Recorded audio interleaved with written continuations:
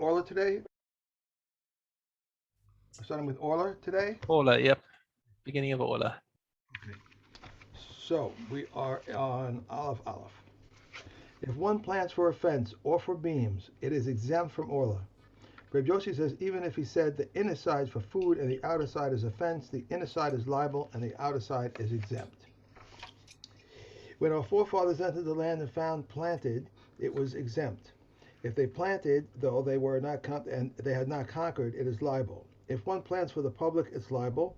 Rabbi Yehuda exempts. If one plants for the public domain, in the public domain, or if a non-Jew planted, or if a rabbah planted, or if one planted on a ship or a group of itself, it's liable to Orlah. It was if a tree was uprooted together with the rock, or if a river swept it away together with the rock.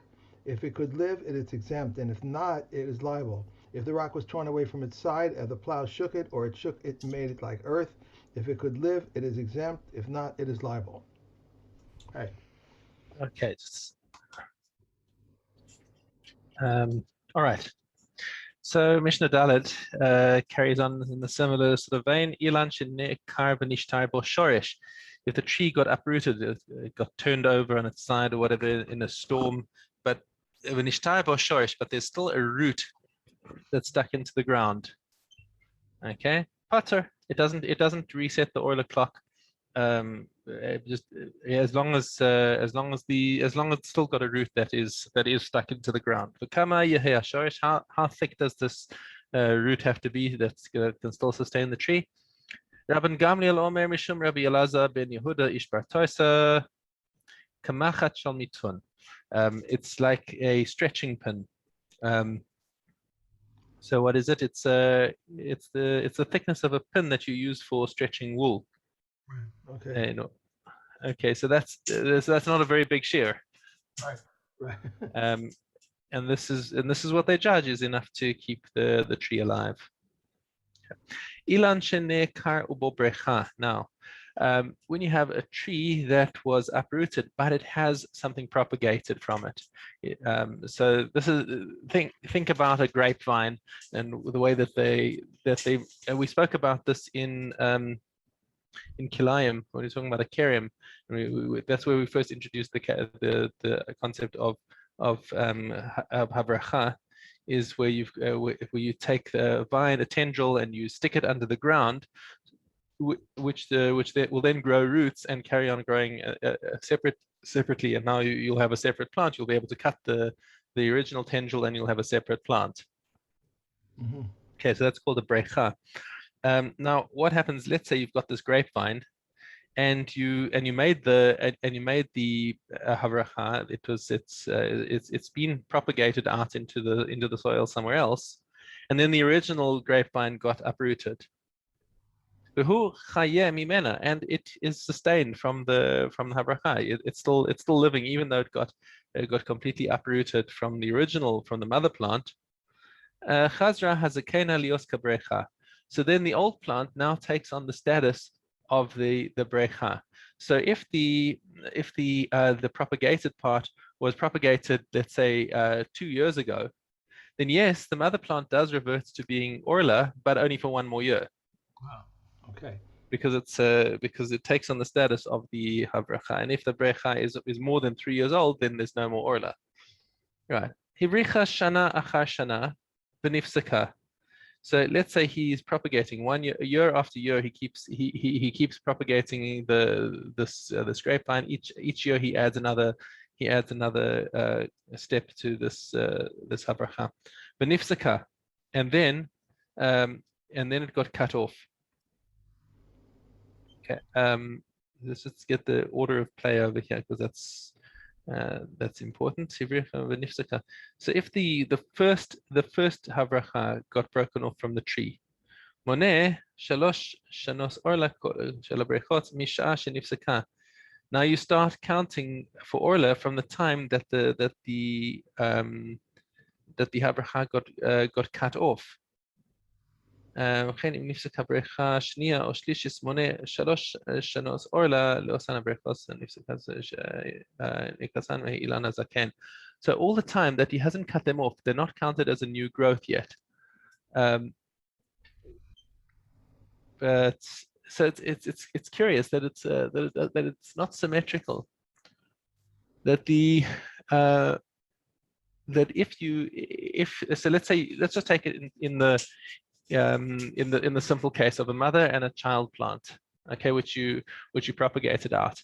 Now, all the time, anything that's growing out of the child plant, while they're still connected, is still considered connected to the mother plant, so there's no Orlah. So now let's say 2-3 years pass by and there's still fruit growing, and there's fruit growing on the child plant, and then you cut the tendril that is connecting it to the mother plant. Now the Orlah clock starts clean for the child plant. Interesting.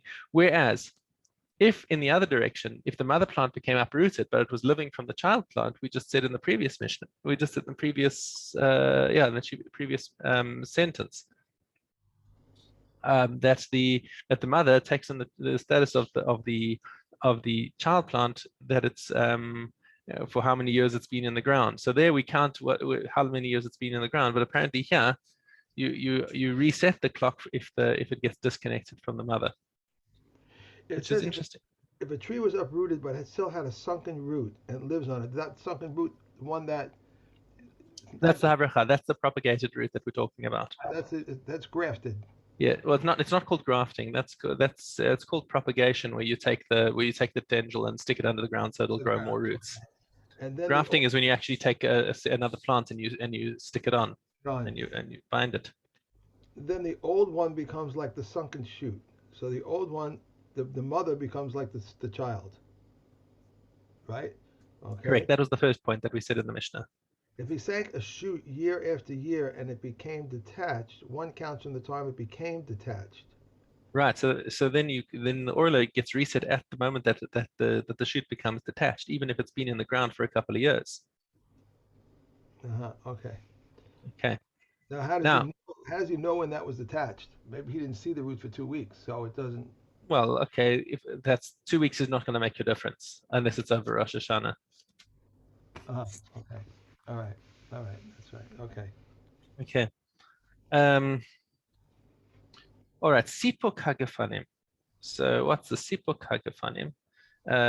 When you take a long tendril from the geffen, and you pull it over another vine, and then you graft the two together. So you actually cut them open and you bind them together so that they will grow together. Okay, with sipuk al gabe sipuk, and then he puts another tendril, gets put onto another vine. Okay, and v'chazru v'hirkivu zmora min hasipuk hachadash v'gefen acheres. So it's okay. So basically he keeps attaching his tendrils to other vines. Okay, afal pi shevrichan ba'aretz, even though he puts them through the ground. Shevrichan ba'aretz. All these sipukim also went through the ground, and it turns out that they're also taking nourishment from the ground, not just from each other. Mutar, there's no you can eat their fruit immediately, and there's no din orla, because all of them are connected to the new vine, to the old vine. So that sipuk actually connects them to the old vine, and even though the other two vines may be new. Mm-hmm. So because it's connected, it's okay. So because it is connected through this the sipuk, through the grafting, it's considered part of the other plant, and therefore there's no orla for it. Rabbi Meir Omer. That's after 3 years then. Right. So as long as the old vine is more than 3 years old, even if the new vines are younger than 3 years old, there's no orla by them, because they are physically connected to the old one. Right. Okay. Rabbi Meir Omer makom shekocha yafe mutar, makom shekocha ra asur. He says it's not so pashut, says Rabbi Meir. It's got to have koach yafe in order to nourish them. Now, what does he mean by kocha yafe? If the I'm not sure what his metric is for how to judge if it's a strong enough connection between the two. that the one could nourish the other completely, then yes, he agrees. But if it's just a thin tendril that you've stuck on, that's not enough to nourish the entire plant, that's and since it's also been going through the ground, it seems like it's mainly getting its unika from the ground, and therefore the din of Orlah will still take effect on the young plant. Okay. Similarly, if you have a propagation of a vine, and it got cut off, but it's full of fruit. Okay, so the fruit. So here's your order of play. You had an old vine, older than 3 years, and you stuck it through the ground, and it came up, and it's still connected, and the new tendril grew fruit, and the fruit is great. It's lovely kosher fruit. If you had to pick it right now, it would be 100% fine. But then you cut off the connection between it and the mother plant. So the plant itself reverts to Orlah, but the fruit was kosher. But now this is what the Mishnah says: Im hosef ma'asayim asur. If it grew an extra 200th, because the sheer bittul for Orlah is 1 in 200. So if it grew by as much as 0.5% more, then it's got Orlah growth inside it, and therefore the fruit would become asur. So if that's going to happen, you got to chaperein and take the fruit off immediately to make sure that it doesn't become asur as Orlah. Mishnah Vav, Natia shel Orlah. You have a sapling that is Orlah, B'shel kilaya kerim, or as something that was made prohibited because of kilaya hakerim. So let's say you've got a grapevine that was prohibited because somebody planted some wheat next to it. Okay. Shenis aravu benatios.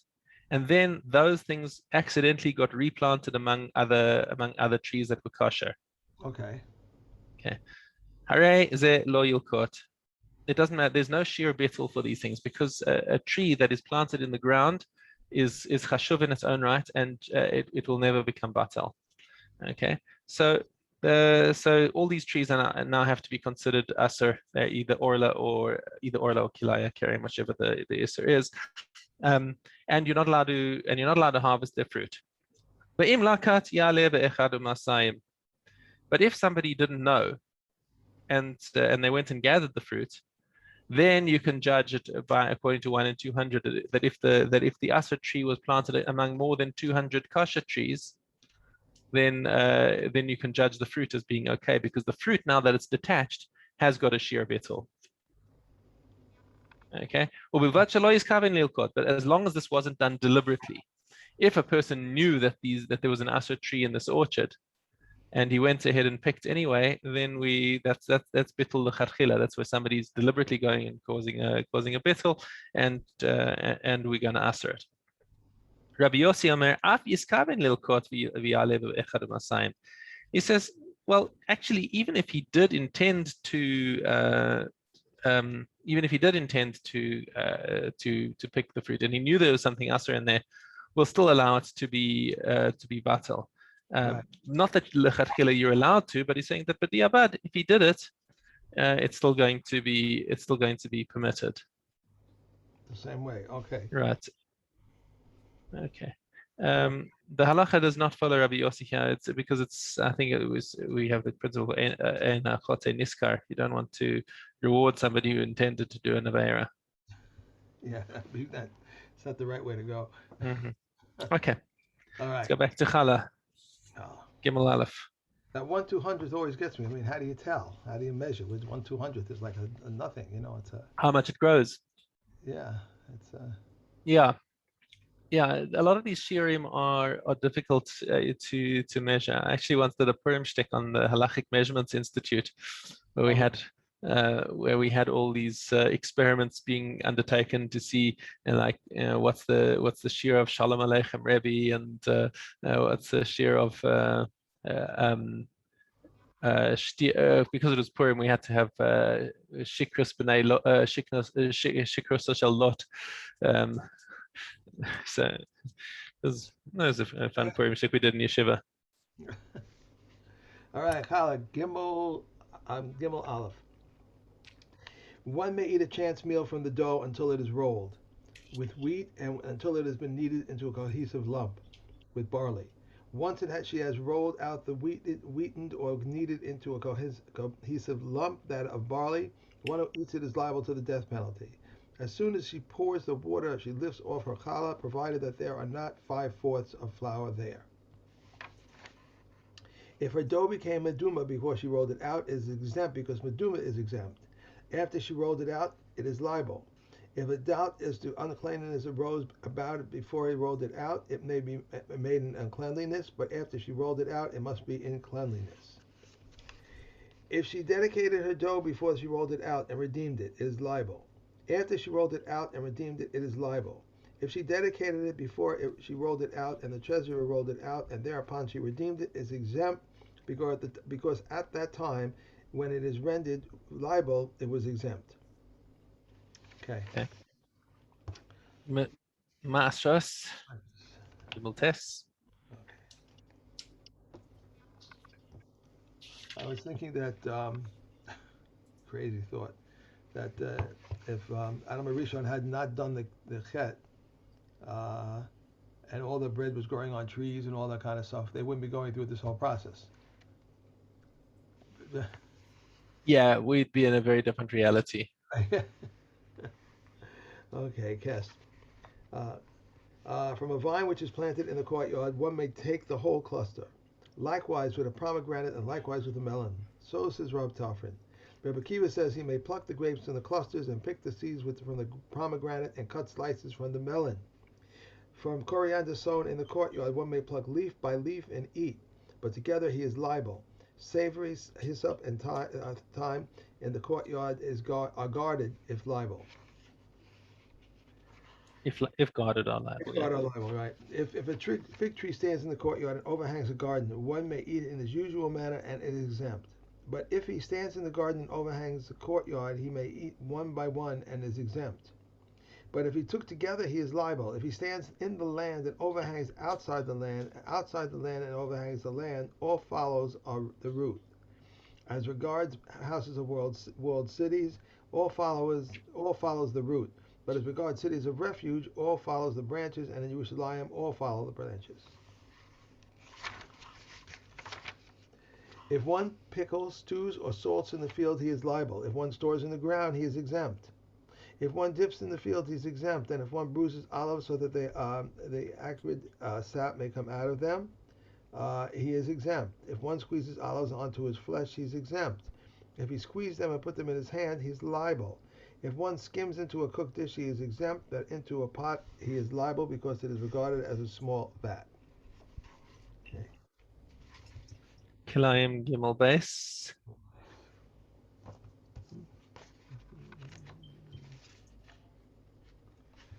Gimel base. No species of seeds may be sown in one bed, but any species of vegetables may be sown in one bed. Mustard and small peas are species of seeds.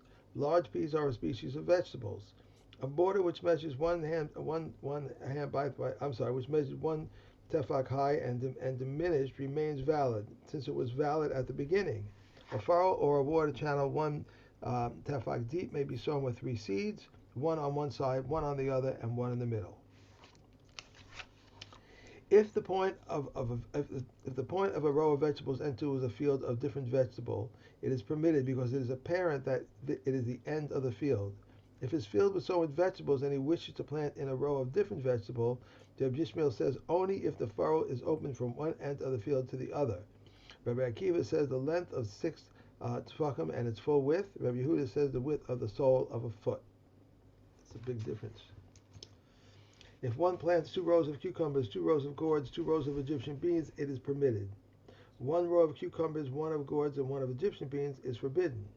1 row of cucumbers, 1 of gourds, and 1 of Egyptian beans, and 1 row of cucumbers, Rav Eliezer permits, but the Chachamim forbid. Right.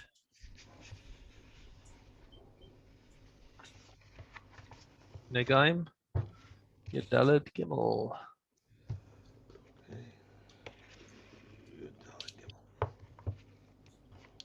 On the seventh day he shaves the second shaving like the first shaving, washes his clothes, and immerses. He becomes tahor from causing tumor like asheretz, but it is still tamei as one who immersed on that day. He is permitted to eat the tithe. When the sun sets, he is permitted to eat truma. When he brings his atonement, he is permitted to eat kedosha. Thus, there are three stages of becoming tahor for a mitzvah, and three stages of becoming tahor for a woman after childbirth. Three must shave, and their shaving is a mitzvah, or nazir, or a mitzvah, and a levium. If these three shaved without a razor, or they left two hairs, they have accomplished nothing. Preferably, the two birds should be identical in appearance, height, and monetary value, and they should be acquired at the same time.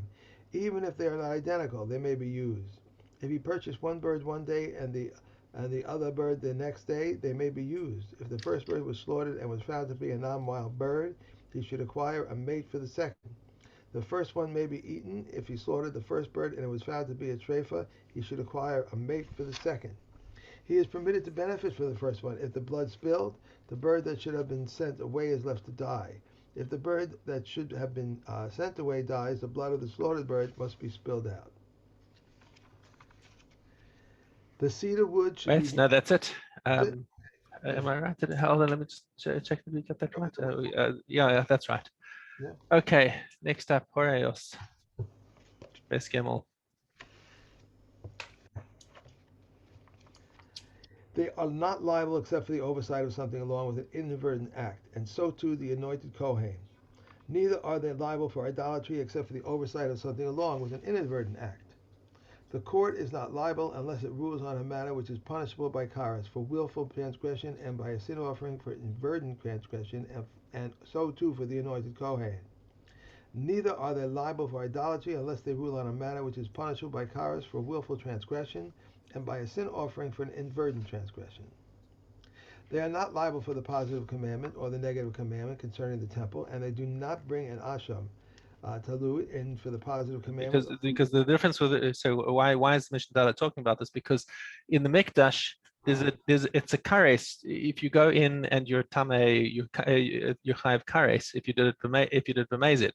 But the difference is that with the shogeg in the Mikdash, you bring a korban olev yored, as opposed to a chatas. So that's the difference over here, and that's why all these dinim of the par helim davar shel tzibur and the parsha kohen gadol don't apply to tumah in the mikdash, because the korban to the kapara for that is not a chatas, it's an olev yored. And do not bring an asham talul for the positive commandment or the negative commandment concerning the temple. But they are liable with respect to the positive commandment and the negative commandment concerning the menstruant, and they bring an asham talui for the positive commandment and the negative commandment concerning the menstruant. What is a positive commandment concerning the menstruant? Separate from the menstruant. And the negative commandment, do not cohabitate with a menstruant. They are not liable to a sacrifice for the sin of hearing the voice of adjuration, nor for the uttering an oath of the lips, nor for the tumah contamination of the temple, or his consecrated articles. The king is like them. These are the words of Rabbi Yossi Hagili. Rabbi Akiva says the king is liable for all of them except for hearing the voice of adjuration, for the king may not judge nor be judged, and he may not testify nor be testified against. For all of the that's it. That's really nice. Yeah. I'm sorry. Okay. And Kesubos Gimel Ches. Wherever there is a right of sale, there is no fine imposed, and wherever there is a fine imposed, there is no right of sale. A minor is subject to the right of sale, and she is not entitled to a fine. A maiden is entitled to a fine, and the right of sale does not apply to her. A mature girl is neither subject to the right of sale, nor is she entitled to a fine. Right, and the halach is not like this. It's like this is Rabbi Meir who says that there's a chiluk between the two, but Chachamim say no. There's a knas even for a girl who's underage, and the halach is like the Chachamim. So this mission is completely not la halacha. Okay.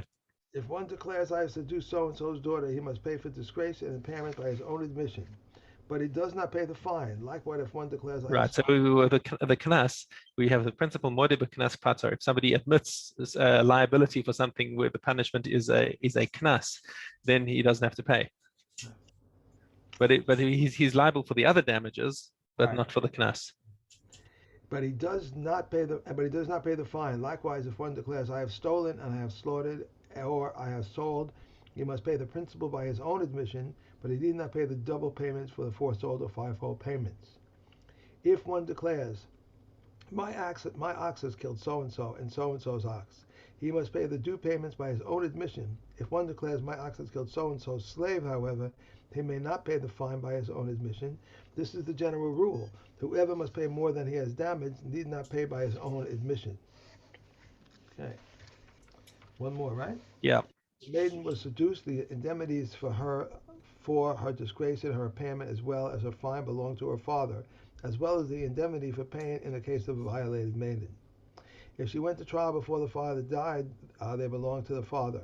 If the father died, they belong to the brothers. If the father died before she went to trial, they belong to her. If she went to trial before she matured, they belong to the father. If the father died, they belong to the brothers. And if she matured before she went to trial, they belong to her. Reb Shimon says if she did not collect the payments before the father died, they belong to her. Her handiwork and anything she found, although she did not yet collect it, if the father died, they belong to the brothers. There's a question of Yerusha is if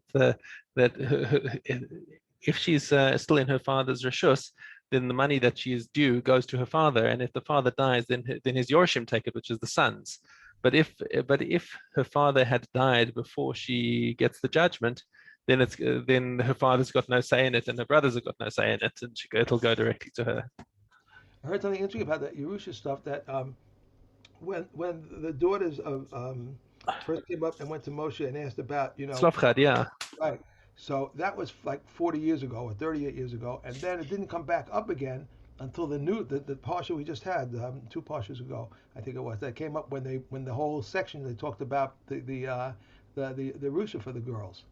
For the Well, women. that's Parashas Pinchas that we just had last week, yeah. Right. So it's interesting. There was like the whole time period. They did it way before, like 38, 40 years or whatever. And now it first came up again. The Torah talks about it I all the said, way. now it comes Lamase, we want to get a chelik in the land and say, hold on a second. Right. You're dividing up the land according to people, and yeah, we also want a chelik. Right. Right. And it Yeah, was moved on before. So. All yeah. right. Great. Thank you. Have a great day. Okay, have a lovely day. Thank you. Bye. Bye.